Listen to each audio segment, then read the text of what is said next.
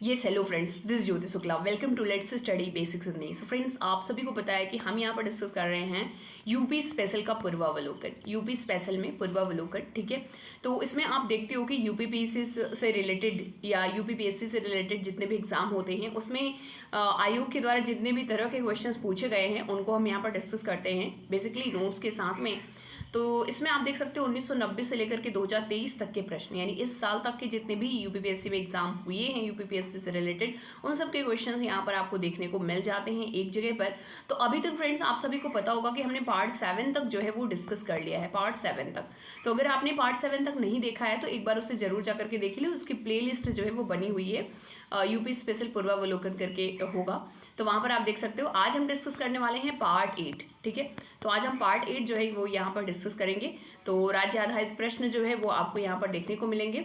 Basically आपका उत्तर प्रदेश होगा, लेकिन उसमें आप सभी को पता है कि उत्तराखंड भी जो है वो उत्तर प्रदेश का पार्ट था, तो हो सकता है आपको कुछ क्वेश्चंस जो है वो वहाँ से भी आपको देखने को मिले, ठीक है। तो आज हमारा जो टॉपिक है दैट इज कृषि, मृदा एवं फसलें।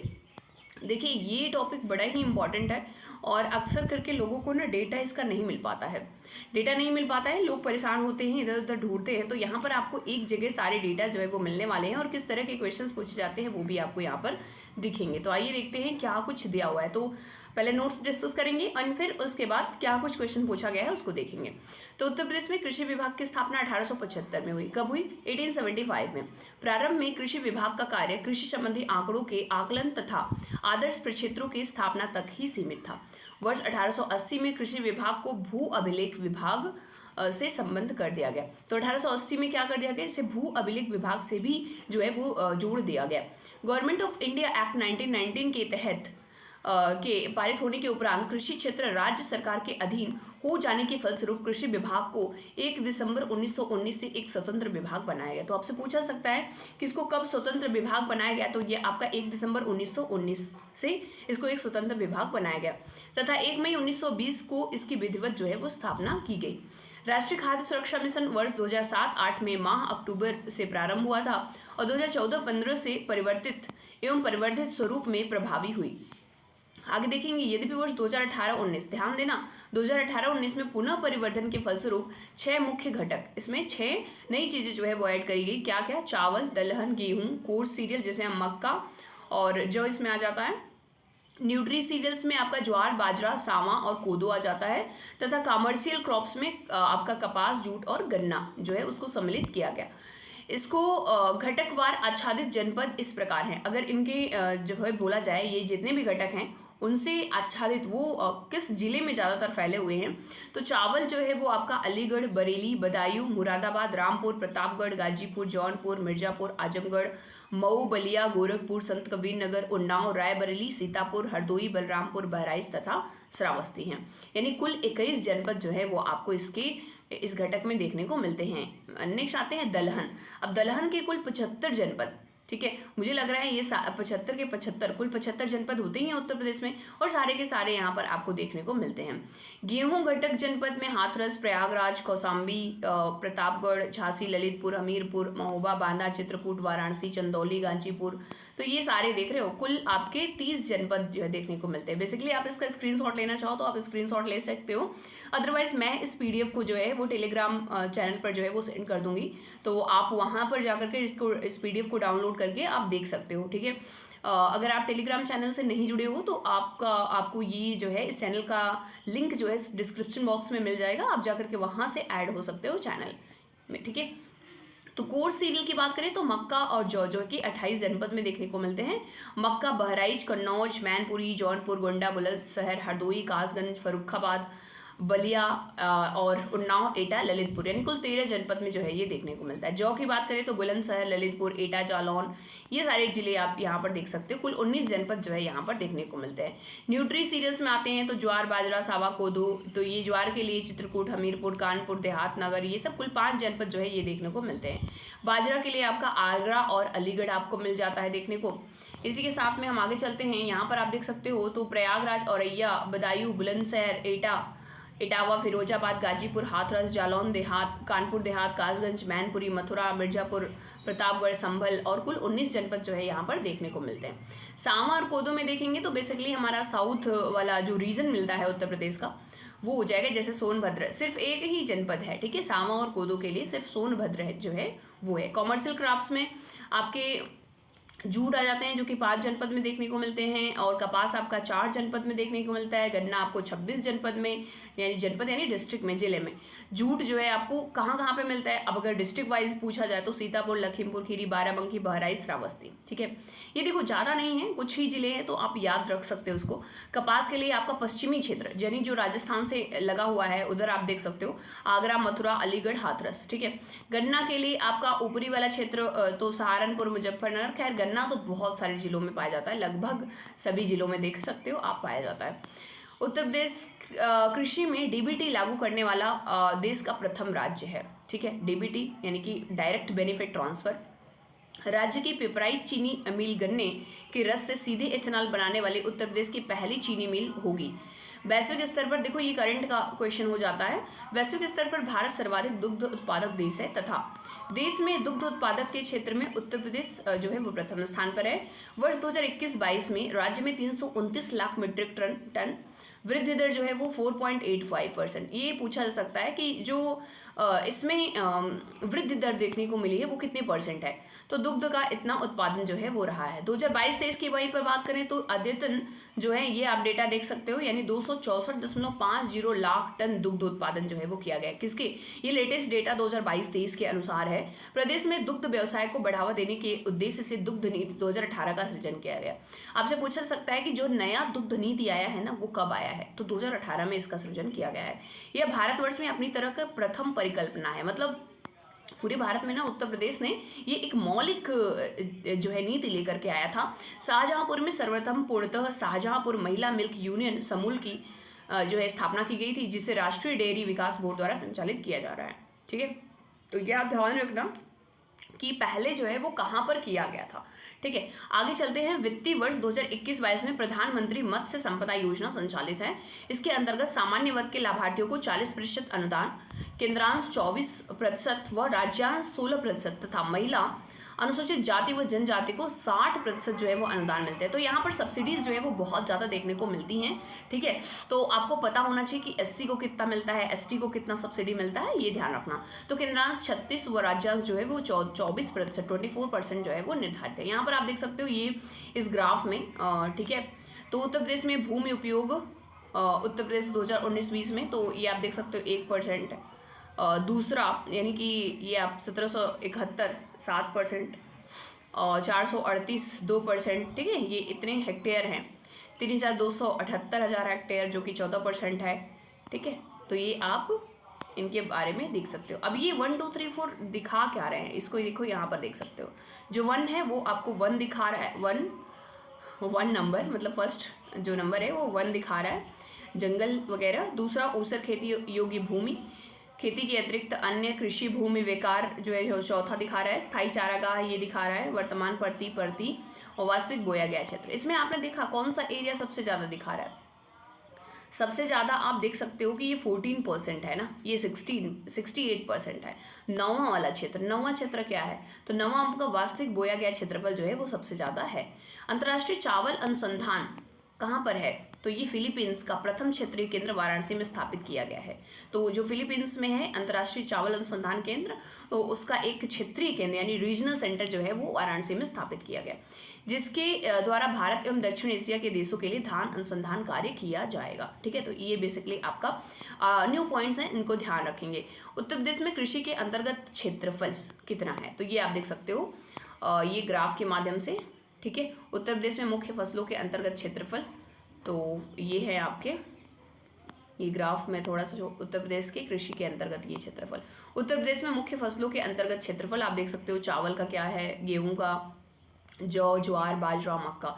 यहाँ पर 2011-12 का भी डेटा दिया हुआ है, 20-21 का भी दिया है और 21-22 का भी दिया हुआ है, ठीक है। तो इसके अनुसार आप देख सकते हो कि कितना कितना कहाँ पर जो है वो फसलों के अंतर्गत क्षेत्रफल देखने को मिलता है। अब यहाँ पर देख सकते हो वही बेसिकली आपने यहाँ पर देखा, चावल, गेहूं, मक्का, अनाज, ये सब। अन्य अनाज में देख सकते हो दाल में सभी तरह के दाल जो हैं उनका किस तरीके की स्थिति है उत्तर प्रदेश में। तिलहन में आप देख सकते हो गन्ना और अन्य फसल, जैसे कि आप कॉमर्शियल क्रॉप्स में देख सकते हो कि कपास, सनई, रूस वगैरह और ठीक है रुई वगैरह। इसके बाद सिंचित क्षेत्रफल आप देख सकते हो कि चावल के लिए कितना सिंचित क्षेत्रफल है, दाल के लिए कितना है और तिलहन के लिए कितना है। ठीक है, तो ये डेटा है, मैं इसको PDF सेंड कर दूंगी, आप देख लेना, या तो स्क्रीनशॉट लेना चाहो तो आप ले सकते हो, इसको आप देख सकते हो। ठीक है, उत्तर प्रदेश में मुख्य फसलों का उत्पादन, तो यहाँ पर आप देख सकते हो सबसे ज़्यादा यानी आपको सबसे ज़्यादा गेहूँ जो है वो देखने को मिल जाएगा। कुल अनाज की बात करें तो उत्तर प्रदेश कुल खाद्यान्न में नंबर 1 आता है। ये बाकी सारे डेटा देखो आप यहाँ पर देख सकते हो, 2021-22 के डेटा के अनुसार यहाँ पर दिया हुआ है। बेसिकली क्योंकि अभी ना लेटेस्ट डेटा एकदम 22-23 वाला डेटा आया नहीं है ना, इस वजह से ये वाला जो है आपको यही ध्यान में रखना है।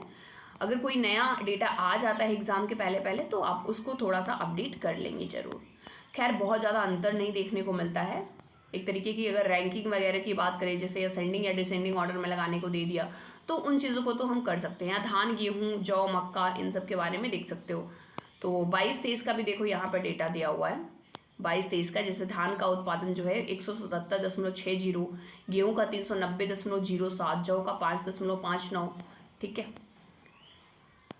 अब दलहन फसलों के राष्ट्रीय उत्पादन में 2030 से 31 तक की आयात की वर्तमान स्थिति व अनुमान जो गेस किया जाता है ना कि हमारा लक्ष्य क्या होगा, तो वो कुछ इस तरीके से यहाँ पर दिया हुआ है। नेक्स्ट आ जाते हैं हम दलहनी फसलों का उत्तर प्रदेश स्तर पर 2016-17, 2020-21 के क्षेत्रफल की स्थिति। तो ये आप देख सकते हो दलहन की स्थिति के बारे में। आगे हम चलते हैं, अब प्रदेश में तिलहनी स्थल का क्या जो है कंडीशन है उसको देख सकते हो। दलहन, तिलहन फिर से यहाँ पर इस डेटा में देख सकते हो, यानी क्षेत्राच्छादन जो है वो लाख हेक्टेयर में कितना है। दलहन तिलहन का यहाँ पर उत्पादन लाख मिलियन टन में किस तरीके का है, उसी तरीके से यहाँ पर ये भी आप देख सकते हो डेटा। आगे चलते हैं हम, खाद्यान्न उत्पादन, तो ये सारा आप देख लेना, मैं PDF जो है वो सेंड कर दूँगी ग्रुप में। ठीक है, टेलीग्राम चैनल पर। यहाँ पर और भी आप देख सकते हो जनपद जहाँ न्यूनतम जो है उत्पादकता है, जहाँ अधिकतम उत्पादकता है। तो रबी की फसल में अधिकतम उत्पादकता आपको बागपत, मैनपुरी, ललितपुर, आगरा, मेरठ में देखने को मिलता है, और कम जो है वो सोनभद्र, वाराणसी, महोबा, श्रावस्ती और प्रतापगढ़ में देखने को मिलता है।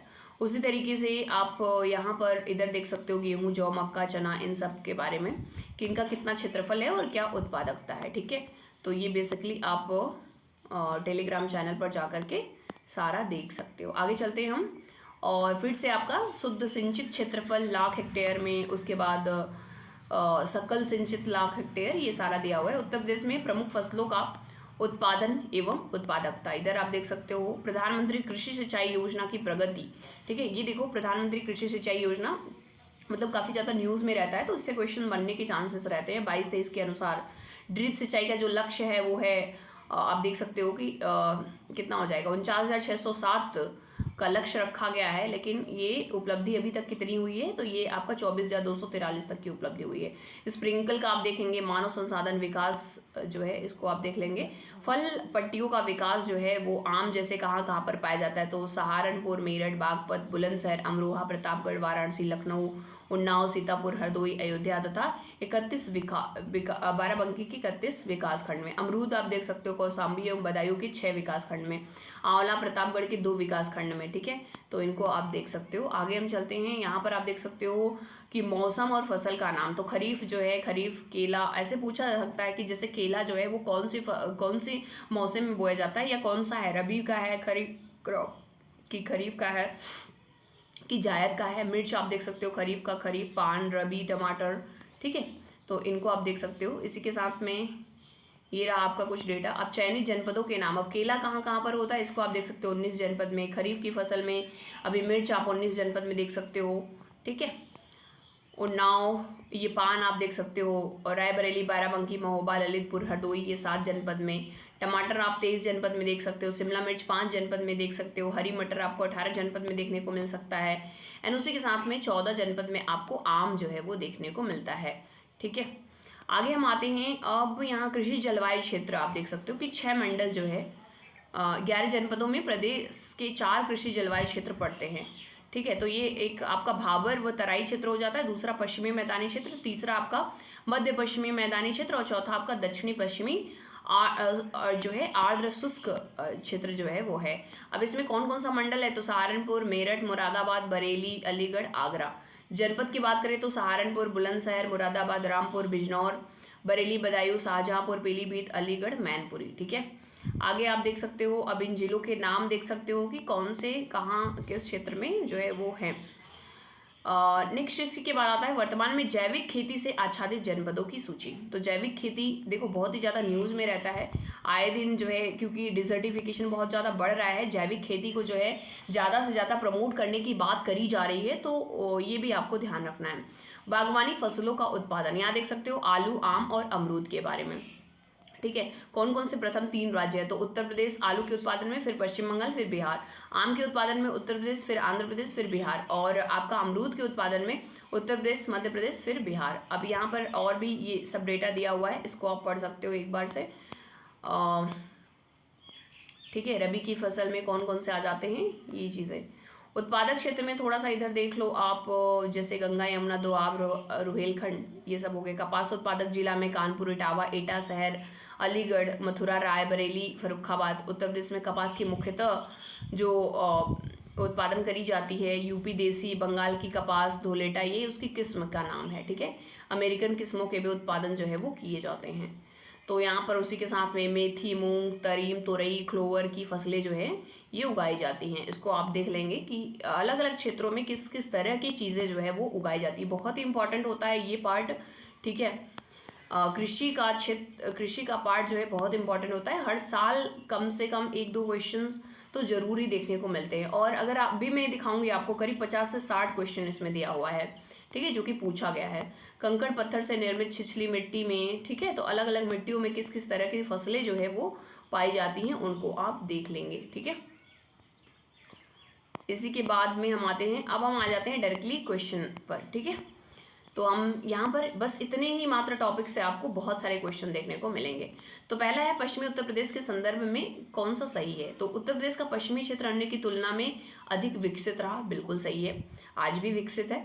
यह क्षेत्र हरित क्रांति का साक्षी रहा है, सही बात है। जब 1966 में जो है हरित क्रांति चलाई गई, तो क्योंकि ये पंजाब और हरियाणा में चलाया गया था, हरियाणा वाले रीजन में, और ये उससे लगा हुआ है, तो यहाँ पर चलाया गया था, तो पहला और दूसरा ऑप्शन दोनों ही सही हो जाएगा। ये आपका यूपी पीसीएस में क्वेश्चन पूछा गया है। अब नेक्स्ट दूसरा क्वेश्चन है, उत्तर प्रदेश एक कृषक राज्य है, बिल्कुल सही है। इसके कुल मुख्य कर्मियों में 66.03% कृषि कार्य करते हैं, बिल्कुल सही है, दोनों ही सही है और एक्सप्लेनेशन भी सही है, तो ए ऑप्शन जो है वो सही हो जाएगा। अब यहाँ पर आप देख सकते हो ना, वहाँ पर जो डेटा दिया हुआ था 66.03%, पहले तो ज़्यादा था, लेकिन अब कृषि भूमि जो है ना वो कम हुई है। ठीक है, क्योंकि लोग अलग अलग सेक्टर्स में गए ना, तो अगर 2011 के आंकड़े के अनुसार देखेंगे तो 59.3 है, और अब अगर नया जो डेटा आएगा उसमें और भी कम देखने को मिलेगा। नेक्स्ट है, उत्तर प्रदेश में किसान समृद्धि आयोग का गठन किस वर्ष हुआ था, ये भी देखो बड़ा ही इंपॉर्टेंट है, तो बी ऑप्शन जो है वो सही हो जाएगा, यानी 2017 में। ये आरओ में क्वेश्चन जो है वो पूछा गया है। इसमें ध्यान देना थोड़ा सा, 2022 तक किसानों की आय दोगुनी करने के लिए उत्तर प्रदेश सरकार ने नवंबर 2017 में कृषक समृद्धि आयोग का गठन किया था। किस हेतु, इसका उद्देश्य क्या था, कृषकों की आय को दोगुनी करना, आय को नहीं। मुख्यमंत्री इस आयोग के अध्यक्ष होते हैं, जबकि कृषि मंत्री और नीति आयोग के सदस्य इसके उपाध्यक्ष होते हैं। मुख्य सचिव और कृषि उत्पादन आयुक्त के आयोग में सदस्य बनाया गया है। आगे चलते हैं हम, और नेक्स्ट क्वेश्चन आप यहाँ पर देख सकते हो, उत्तर प्रदेश में कृषि उत्पादन बढ़ाने में कौन सा कारक सबसे अधिक प्रभावी है, तो उन्नत किस्म के बीज का प्रयोग करना ये अधिक प्रभावी है। तो इसी में जो आपका हरित क्रांति लाया गया था 1966 में MS स्वामीनाथन जी के मतलब देख रेख में, तो उसमें यही तो किया गया था, हाई यील्ड की जो सीड्स थी उनका उपयोग किया गया था। तो इससे क्या होता है कि उनकी उत्पादकता जो है काफ़ी अच्छी तरीके से बढ़ जाती है। उत्तर प्रदेश में नई कृषि नीति में कृषि विकास दर निर्धारित की गई है, तो सी ऑप्शन जो है वो 4%। ये कृषि नीति कब आई थी, तो ये अगर आप देखो तो खैर अभी प्रेजेंट टाइम की, अगर 2013 की जो नई कृषि नीति आई थी उसके तहत तो 5.1% है, लेकिन जिस समय ये क्वेश्चन पूछा गया था, यानी जो 2005 में आया था कृषि नीति, उस समय पर जो है उसमें जो है वो 4% देखने को मिलता है। देश की कुल कृषि योग्य भूमि का कितना प्रतिशत उत्तर प्रदेश में है, तो 15% जो है वो कृषि भूमि है। ध्यान देना अभी जो है और घट गया है, अगर हम नया डेटा 2019-20 में जो प्रकाशित हुआ था, जो नया डेटा है, और 17 जनवरी 2023 को अभी लेटेस्ट ये आया है डेटा, तो इसके तहत 10.34% ही जो है वो क्षेत्रों पर खेती जो है वो की जाती है। भारत की कृषि योग्य भूमि का लगभग कितना प्रतिशत उत्तर प्रदेश में है? तो ये अगर आप देखोगे तो बी आपका 15%, वही आपका 2010 में पूछा गया था, लेटेस्ट पूछा जाएगा तो वो आप अपडेट कर दोगे कि लगभग 10% हो गया है अभी। उत्तर प्रदेश में परंपरागत भूमि मापन इकाई, तो बीघा में, हमारे यहाँ बीघे में मापते हैं, 2 बीघा, 4 बीघा, 10 बीघा बोलेंगे भाई कितने बीघा उसके यहाँ ज़मीन है ना, तो वो आपको पता होगा। उत्तर प्रदेश में सीमांत कृषक किन्हें कहा जाता है? तो सीमांत कृषक उन्हें कहा जाता है जिनके पास 1 हेक्टेयर से कम की भूमि होती है, उन्हें हम सीमांत कृषक जो है वो कहते हैं। नेक्स्ट है, लाल मिट्टियाँ पाई जाती हैं किस जनपद में? तो ये आपको दक्षिणी क्षेत्र में यानी मिर्जापुर और झांसी वाले रीजन में आपको देखने को मिलता है। ये 3-4 बार क्वेश्चन जो है वो पूछा गया है। नेक्स्ट है, निम्नलिखित में से किस जिले में मार मृदा पाई जाती है? ठीक है, मार मृदा जो है ये बेसिकली काली मिट्टी का ही एक रूप है, तो ये जो है आपको डी यानी झांसी वाले क्षेत्र में जो है वो देखने को मिलता है। अब इसके देखो मार मृदा के बारे में अगर आप थोड़ा सा पढ़ना चाहो तो बुंदेलखंड क्षेत्र में पाई जाने वाली मिट्टियों को 2 व्यापक श्रेणियों में बांटा गया है। कौन कौन सी? बुंदेलखंड में काली मिट्टी पाई जाती है और लाल मिट्टी पाई जाती है। अब जो काली मिट्टी है उसको अगेन 2 भागों में बांटा गया है। कौन कौन सी मिट्टी? एक कांवड़ मिट्टी और एक मार मिट्टी। कांवड़ मिट्टी अनाज उत्पादन की दृष्टि से जो है अच्छी मानी जाती है, समय से खेती करने पर ही इस मिट्टी की अच्छी उपज की जा सकती है। मार मिट्टी भी उर्वर की दृष्टि से जो है काफ़ी सही होती है, गेहूं और कपास के लिए ये जो है ज़्यादा उपयोगी होती है। उत्तर प्रदेश में ऊषर मृदा का विस्तार मिलियन हेक्टेयर है, तो कितने मिलियन हेक्टेयर है? तो सी हो जाएगा, यानी 1.2 मिलियन हेक्टेयर है। ठीक है, ये उस समय के आंकड़े के अनुसार है, लेकिन अगर हम 2022 के अनुसार देखेंगे, 2022 के आंकड़े के अनुसार, तो ये 4.38 लाख हेक्टेयर हो जाएगा। तो यहाँ पर 1.2 था, लेकिन अभी क्या हो गया है? अभी और बढ़ गया है ऊसर भूमि। उत्तर प्रदेश की फसल गहनता लगभग कितने प्रतिशत है? तो सी आपका यानी कि 160% है, ये उस समय के डेटा के अनुसार था, लेकिन अभी बढ़ गया है। ठीक है, अभी जो फसल गहनता है वो 162.4% जो है वो हो गया है। नेक्स्ट है, उत्तर प्रदेश में खरीफ फसल की बुआई होती है, कब होती है? तो खरीफ फसल की बुआई आप जानते हो कि जब बारिश होता है उसी के समय होता है, यानी कि जून जुलाई के दौरान होता है। नेक्स्ट आ जाते हैं हम क्वेश्चन, और किस दलहन फसल का क्षेत्रफल उत्तर प्रदेश में सर्वाधिक है? तो सर्वाधिक जो है वो हमें चना का क्षेत्र देखने को मिलता है। नेक्स्ट, अब यहाँ पर देख सकते हो चना जो है वो 5.58 लाख हेक्टेयर हुए है, मटर एवं फली वाला जो है ये 3.57 है, अरहर 2.87 है, मूंग जो है वो 0.88 है।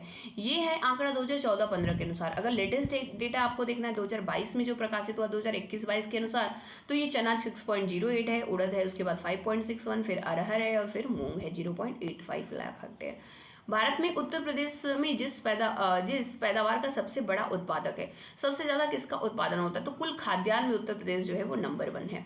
नेक्स्ट आ जाते हैं, अब यहाँ पर देख सकते हो कि उत्तर प्रदेश इस कुल खाद्यान्न में क्या है? प्रथम स्थान पर है।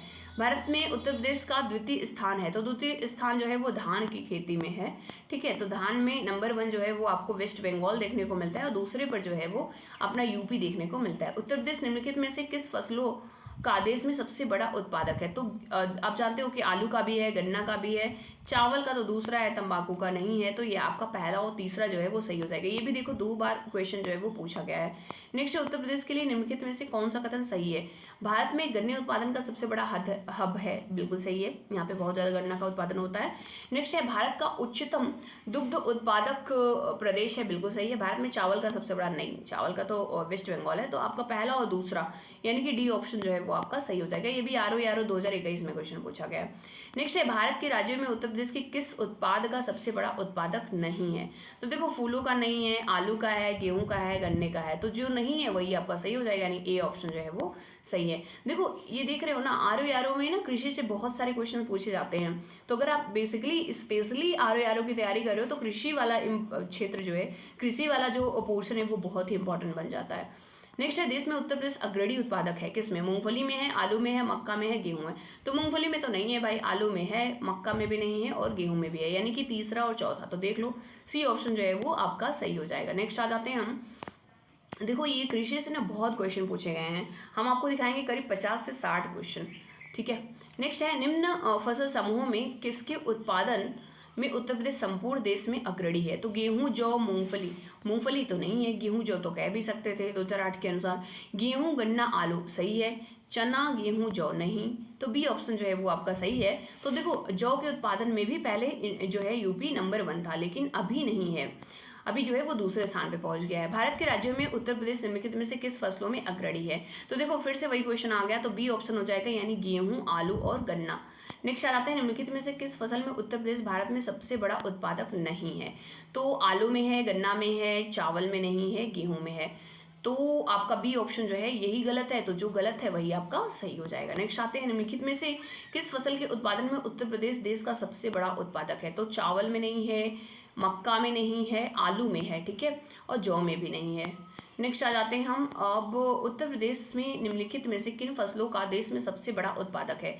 गन्ना, धान, आलू, मक्का। तो आलू में जो है वो सबसे ज़्यादा क्या बोल रहे हैं, देश में सबसे बड़ा उत्पादक उत्तर प्रदेश निम्नलिखित में से किस फसलों का देश में? तो देखो यहाँ पर तो देखो दो दो ऑप्शन दे दिया, गन्ना भी है, आलू भी है, धान और मक्का तो नहीं। अच्छा, मुझे लगता है ना कि 1 2 करके दिया होगा इसका आंसर।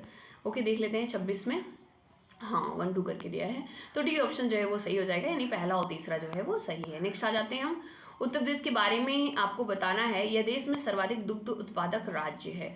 सही है। यह देश का अधिकतम आलू की खेती की जाती है, बिल्कुल सही है। यह देश का प्रमुख गन्ना उत्पादक राज्य है, ये भी सही है। धान के उत्पादक में देश का तीसरा, नहीं ये तो दूसरा स्थान है। अच्छा, धान के उत्पादन में देश में इसका तीसरा स्थान, नहीं दूसरा स्थान है, तो आपका पहला, दूसरा, तीसरा, यानी बी ऑप्शन जो है वो आपका सही हो जाए। ये देखो बीईओ में पूछा गया है, उत्तर प्रदेश बीईओ में क्वेश्चन पूछा गया है, तो देख रहे हो कृषि जो है वो सभी के लिए बहुत ही ज़्यादा इंपॉर्टेंट है। नेक्स्ट है, भारत में उत्तर प्रदेश अग्रणी उत्पादक है किसमें? जौ में, बाजरा में, चावल में, दाल में। अब देखो जौ में जो है ना, जब क्वेश्चन पूछा गया था उस वक्त जो है जौ के उत्पादन में नंबर 1 था, लेकिन प्रेजेंट टाइम में अभी ये दूसरा है, प्रथम पर जो है वो आपका राजस्थान आ गया है। नेक्स्ट आते हैं 28 के बाद 29 नंबर क्वेश्चन पे, निम्नलिखित में से कौन उत्तर प्रदेश के सर्वाधिक फसल क्षेत्र के अंतर्गत सुमेलित नहीं है? ठीक है, तो सरसों आगरा, आलू फर्रुखाबाद, मक्का वाराणसी, तिल जो है हमीरपुर। देखो अगर ऐसा देखा जाए ना तो सभी में देखने को मिलता है, लेकिन जो मक्का है ना वो वाराणसी में इतना ज़्यादा, मतलब बहुत ही ज़्यादा नहीं मिलता, लेकिन यह एक उत्पादन होता है। तो इस बुक के क्वेश्चन में तो इसने जो है इसने स्टार मार्क कर दिया है, लेकिन यूपी पीसीएस ने आंसर माना था वो मक्का को ही माना था। मक्का वाराणसी में जो है होता तो है, लेकिन बहुत ही ज़्यादा नहीं, बहुत ज़्यादा नहीं होता। तो आप देख सकते हो सरसों उत्पादन में ये राज्य, आलू उत्पादन में इन राज्यों को देख सकते हो, मक्का उत्पादन में देख सकते हो, तिल के उत्पादन में देख सकते हो। ठीक है, नेक्स्ट है, उत्तर प्रदेश में उगाई गई फसलों में किसकी अवधि न्यूनतम है? तो मूंग की अवधि जो है वो न्यूनतम होती है, बहुत कम टाइम में जो है हमें इसको जो है वो उगा सकते हैं। ठीक है, नेक्स्ट आते हैं हम, और 2009 से 2012 के दौरान भारत के कुल खाद्यान्न उत्पादन में उत्तर प्रदेश का अंश लगभग कितना रहा है? तो 2009-12 के अनुसार डेटा जो है वो पूछा गया है, तो उस समय जो था वो 1/5 था, लेकिन अगर प्रेजेंट टाइम में पूछा जाए तो इस समय अपान के फॉर्म में नहीं, बल्कि परसेंटेज के हिसाब से अगर हम देखें तो 17.77% जो है वो उत्तर प्रदेश का जो है एरिया देखने को मिलता है, या उत्पादन जो है वो देखने को मिलता है। भारत के मेथा तेल का उत्पादन उत्तर प्रदेश का योगदान कितने %? देखो मेथा तेल का उत्पादन ना उत्तर प्रदेश में बहुत ही ज़्यादा होता है, तो बी ऑप्शन जो है 85%। तो भारत में मेथा तेल संपूर्ण विश्व का 80% उत्पादित करता है कौन? भारत देश अपना, और जिसमें उत्तर प्रदेश में सर्वाधिक होता है, जिसका प्रतिशतता लगभग 85% है। ठीक है, आगे आते हैं उत्तर प्रदेश की प्रमुख फसल। तो आप जानते हो कि गेहूं जो है उत्तर प्रदेश की प्रमुख फसल है, और उत्तर प्रदेश में गेहूं का उत्पादन बहुत ही ज़्यादा होता है। भारत में गेहूं उत्पादन में उत्तर प्रदेश का योगदान कितना है? तो डी है आपका 33% जो है वो सही है। भारत में चावल, अच्छा उस समय 33% था, लेकिन अभी देखो तो कम हो गया, अभी 31.77% हो गया है। ठीक है, ये 2022-23 लेटेस्ट आंकड़ा के अनुसार है, आर्थिक समीक्षा 2022-23 के अनुसार है। नेक्स्ट है, भारत में कृषि क्षेत्र में उत्तर प्रदेश की कोटि क्या है? उत्तर प्रदेश की रैंक क्या है? तो ये आपका बी हो जाता है, यानी द्वितीय आ जाता है। अगर आप यहाँ पर देखो तो प्रश्नकाल में जिस समय पूछा गया था उसके अनुसार हम बता रहे हैं, उत्तर प्रदेश का जो स्थान था वो दूसरा था, जबकि उत्पादन में तीसरा था। सर्वाधिक चावल का उत्पादक पश्चिम बंगाल में होता था और होता है भी। ठीक है, नेक्स्ट आते हैं, तो चावल में द्वितीय पहले भी था और आज भी है। आगे आते हैं हम,